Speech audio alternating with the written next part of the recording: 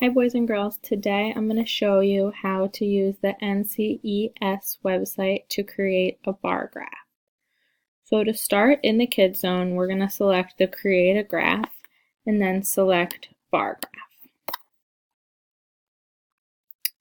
For this project, we are going to leave the direction, shape, and style all the same. Then we're going to go to this next tab where it says Data.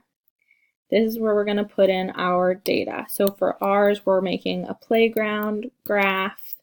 So we're going to name it Best Playground Equipment. So we're going to pick 5 different playground equipments. So I'm going to select a ropes course, a set of monkey bars,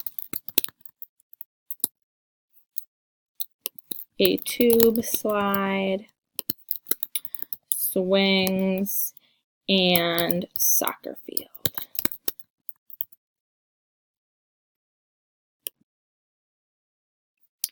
Our x-axis is going to be equipment, and our y-axis is going to be number of votes.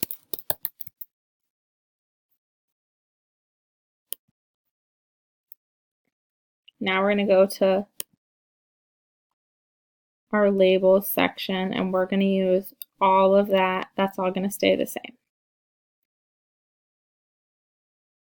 What we do need to do in our data is we need to add the value of how many for each one of these votes. So for ropes course, there was 10 votes. Monkey bars, there was 9 votes. A tube slide, there was 15 votes. The swings had 14 votes, and the soccer field had 20 votes. Now we can preview our graph